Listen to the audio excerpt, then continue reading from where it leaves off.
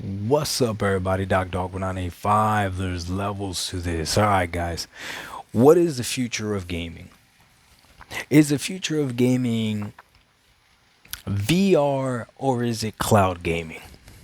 Both these companies, Sony and Microsoft, are positioning themselves in a very different bubble or strategy. Sony is heavily invested into VR gaming, okay? And they're heavily invested into PC as well.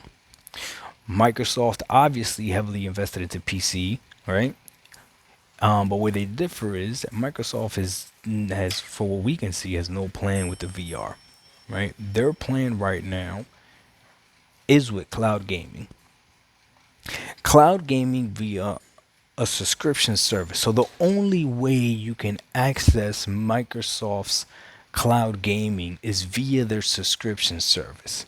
And the only reason Microsoft can do that it's because it's got no real competition when it comes to cloud gaming. And because it's got no real competition because of cloud gaming, their cloud gaming doesn't have to be the best, which is not.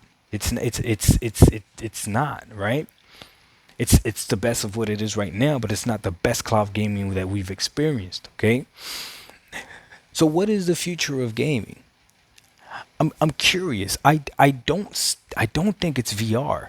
I think Microsoft is in the right mindset and in the right direction. I think again, I'm saying I think because this is true. This is what I think, not what I know.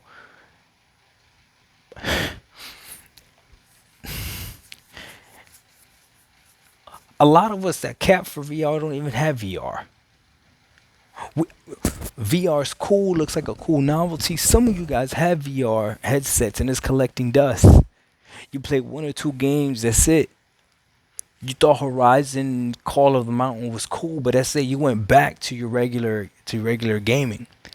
And the only reason why cloud gaming is not the future for you in your eyes is because the technology that you tried didn't work accurately, which I understand that. But that was the same belief when we first started streaming music. It didn't seem like that would be the future. There was a time, I remember, I was born for this, I was alive for this. There was a time where it was a lot easier. Listen to what I'm about to say. There was a time where it was a lot easier, this is crazy, to go to a store, buy a physical CD, put it in a Walkman. Shout out to Sony Walkman, unskippable, and listen to the music on that CD on your ear. There was a time when that was easier instead of downloading that album from the internet. That it was easier to go to the store, pay $14 for that album, go to the store, look for the album on the wall, or go ask to the attendant, whatever, right? They would look, give you the album, whatever. You go ahead, pay the money, get your receipt. They'll put it in a little black bag. You go home, right? Or you go back to, or you might have your Walkman with you, right? You open it up, you tear open that album, which is crazy hard to open. You guys remember how hard it was to open some of these albums? Like you had to go to the corner. Some of you guys don't know, right? Then you would open the disc.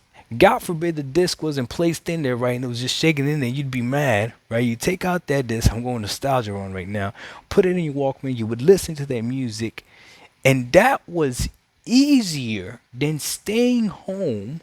The album drops, you find out somebody released the album and you download it, because if you downloaded an album, downloaded one song with your internet, the house would sound like it was on fire. God forbid someone made a phone call. Y'all don't know the struggle. Nowadays, it is infinitely easier. Right now, someone could leave a comment of a brand new song from an artist that I've never heard. I don't even know what store carries this guy's album. It doesn't matter. I can literally type it in, boom, and I don't even have to download it. I can stream it and instantly hear it, instantly experience it. I'm sure they didn't think. I'm sure there was people out there that didn't think that downloading, I know for a fact when I was first downloading music, I didn't think that that would be the future. I never foresaw it doing what it is now. I almost feel like we jumped here and I missed steps in between. I remember downloading stuff and putting it on an iPod.